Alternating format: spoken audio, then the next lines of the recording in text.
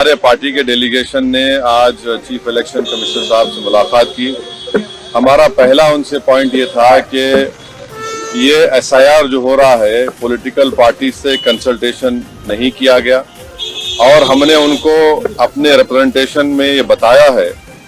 एक एग्जाम्पल दिया है, देहरी विधानसभा का 2212 नंबर है उसका, रोहतास डिस्ट्रिक्ट में, वहां पर जून 2025 तक भी लोगों के नाम ऐड हो रहे थे, डिलीशन हो रहा था।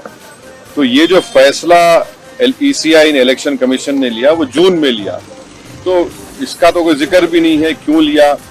और फिर सिर्फ चंद दिनों में आपने कह दिया कि इतने करोड़ लोगों के नाम आने चाहिए। फिर हमने इसी को बताया कि आखिर कोई सेपरेट मैकेनिज्म आप क्यों नहीं क्रिएट करते। जैसा अभी हमारे विधायक ने कहा कि कई ऐसे लोग बिहार के जो माइग्रेंट लेबरर्स हैं, देश के कोने कोने में काम कर रहे हैं, अब उनका राइट तो वायलेशन हो जाएगा। आर्टिकल 19 के तहत तो उनको एम्प्लॉयमेंट के लिए निकले हैं, अब उनके नाम के इंक्लूजन के लिए क्या स्पेशल मैकेनिज्म होगा। दूसरा ये है कि ये बीएलओस की ट्रेनिंग नहीं हुई और उसकी एग्जाम्पल ये है कि आपको कोई भी उनकी हैंडबुक नहीं मिलेगी। जो भी ट्रेनिंग होती है बीएलओस की, उसकी हैंडबुक मिलनी चाहिए और मिलती है, वो अब की बार नहीं मिली गई है।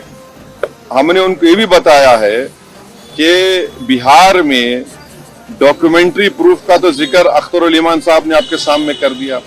पहला उनका प्रेस नोट देख लीजिए 24 जून का, उसमें उन्होंने क्या कहा। फिर उसको उन्होंने अमेंड किया, 30 जून को कहा कि 4.93 करोड़ वोटर आएंगे।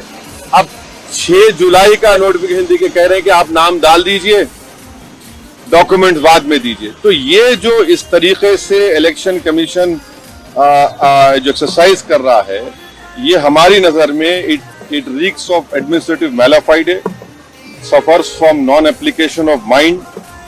और हमने सीसी साहब को कहा कि आप 2024 के जो इलेक्शन को, उसको आप क्वालिफाइंग लिस्ट क्यों नहीं मानते। भाई 24 में तो हमने वोट दिया, अब 25 में आप कह रहे हैं कोई डॉक्यूमेंट दो।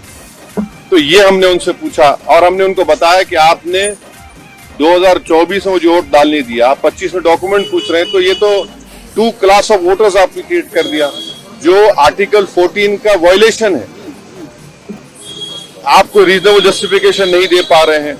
और एक बात हमने उनके सामने कही कि ये जो भी एक्सरसाइज उन्होंने किया है, इसका कोई लॉ से नहीं निकल रहा है, it is purely N administrative law के तहत किया, तो इसका भी मैलाफाइडे उसमें होता है। और आखिर में हमने उनको बताया कि सुप्रीम कोर्ट का एक जजमेंट है, जिसमें हमारे पहले रिप्रेजेंटेशन में हमने जिक्र किया था, जो 2005 का सुप्रीम कोर्ट का जजमेंट है, जिसमें सुप्रीम कोर्ट ने साफ तौर पर कहा लाल बाह हुसैन में कि the misuse of powers by ERO to disenfranchise electors, possibility of time effective judgment of ERO जो यहाँ पर हो सकता है, and consequence of having one name included in the previous electoral roll.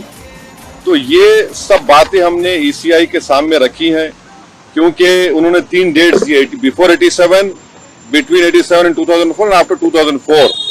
तो ये हमने कहा कि इससे अगर कोई इलीगल माइग्रेंट्स है, मान लीजिए, तो 2024 में उनको वोट डालने का इख्तियार क्यों दिया आपने। उसका कोई तो डेटा होना चाहिए, क्वांटम रेशियो क्या होगा। तो ये सब बातें हमने ईसीआई के सामने रखी। हमने उनसे भी ये रिक्वेस्ट किया कि खास तौर से जो बिहार का फ्लड अफेक्टेड एरिया है, वहां के एडमिनिस्ट्रेशन को ऑर्डर दे कि जो लोग अपने डॉक्यूमेंट्स के लिए अप्लाई कर रहे हैं उनको फौरन दे। और हमने उनसे कहा कि सर ये एक्सरसाइज आप गवर्नमेंट टू गवर्नमेंट कर सकते थे, ईसीआई विद गवर्नमेंट, के भाई बताओ क्या है, कितने डॉक्यूमेंट्स है, नहीं है।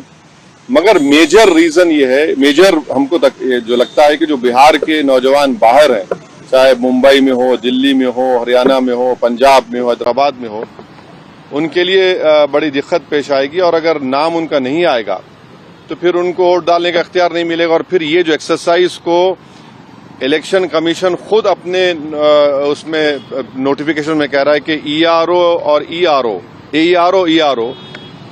सिटीजनशिप एक्ट 1955 में कॉम्पिटेंट अथॉरिटी को बोल सकता है। अब जिसका नाम नहीं आएगा वो तो अपना वोट भी खो देगा, उसके लाइवलीहुड का भी उसको एक नुकसान हो जाएगा। तो ये सब बातें हमने उनके सामने रखी। बहुत देर तक हमारी मीटिंग हुई। उन्होंने अपनी बात को कहा, उन्होंने भी बताया हमको। अब ये हमारी आज की मीटिंग की ये वो माने मोटा मोटा ये जो हुआ। राजनीतिक पार्टियां हैं बिहार में, जो विपक्षी पार्टियां हैं, एक के बाद एक पहले मैडम को। विपक्षी पार्टियां जो दूसरी है वो सुप्रीम कोर्ट पहुंच गई है इसी मुद्दे को लेकर। कह रहे कि एसआईआर जो है वो कहीं न कहीं इस वजह से भी किया जा रहा है ताकि बीजेपी को फायदा हो सके। वहाँ सुप्रीम कोर्ट ने नोटिस इशू किया 10 तारीख के लिए। अब हमारी पार्टी में भी हम बैठ के बात करेंगे और इस पर क्या फैसला लेंगे। मगर हमारा एक ही है कि आप इतने कम टाइम में एक्सरसाइज कैसे कर पाएंगे? बहुत टाइम कम है। एसआईआर में भाई जो लोग जो अपना एड्रेस चेंज कर लिए उनको क्यों आप पूछ रहे हैं बर्थ सर्टिफिकेट? माइग्रेशन होता है, अब क्या करेंगे वो लोग? मैं हैदराबाद में बैठा हूं, तेलंगाना के मुख्तलिफ गांवों से हर मेरे ऑफिस को कभी 10 लोग कभी 20 लोग बिहार के आते हैं कि हम यहाँ पर लेबर हैं, बताओ हम क्या करना चाहिए। अब उनके पास पैसे भी नहीं है वापस जाने बिहार को। परेशानी वो होगी क्योंकि लॉ तो बोल रहा है कि उनको रहना पड़ेगा वहां पर। वो गए इसलिए कि बिहार में कुछ है ही नहीं, कोई सरकार ने उनका रोजगार का इंतजाम किया ही नहीं, तो मजबूरी उनकी है, बाहर बैठे हैं। तो ये सब प्रॉब्लम्स हमने ईसीआई के सामने रख के हमने कहा इसका तो आप सोल्यूशन निकालिए। चुनाव आयोग ने क्या भरोसा दिया आपको? काफी अब चुनाव आयोग खुद बोलेगा, मैं क्यों बोलूंगा चुनाव आयोग की तरफ से? क्योंकि वो तो अंदर से आप आश्वस्त नहीं आश्वस्त सवाल नहीं। देखिए हमने ये सब जो बातें आपके सामने रखी हैं, जो पॉइंट्स हमने सामने रखी हैं, उनके सामने जाके बोला हमने कि ये प्रैक्टिकल डिफिकल्टीज हैं, कैसा आप 1 महीने के अंदर कैसा करेंगे? तो उन्होंने कहा कि नहीं हम लोग BLOs को रखे हैं, वॉलंटियर्स को रखे हैं। तो ये है कि जल्दबाजी में अगर 15-20% लोगों के नाम भी मिस हो गए और फिर आप देखिए मिस जब हो जाएंगे तो उसका सिटीजनशिप के मामला हो जाएगा। ये तो आप वही तो आसाम का डिओटर हो जाएगा फिर। तो ये अप्रीहेंशन है, ये जेन्युइन अप्रीहेंशन है। बांग्लादेशी रोहिंग्याओं को निकालने के लिए एसआईआर है। अरे देखिए फिर 2024 में किसको वोट डालने दिया आपने? 24 में आपने वोट दिया, मैंने वोट डाला बिहार में। हमारा देखिए एक सिनेरियो विजुअलाइज करिए आप लोग। अगर कोई लोकसभा के चुनाव में 20,000 वोट से हार गया कोई, और अब एसआईआर के बाद उसी के पार्लियामेंट सांसद में 20,000 कम हो गए, तो फिर वो क्या करेगा बेचारा? उसको राइट मिलना चाहिए। राइट टू रिकॉल तो हमारे पास नहीं है। तो इसीलिए हम कह रहे हैं हम एसआईआर के खिलाफ नहीं है, आप टाइम दीजिए ना।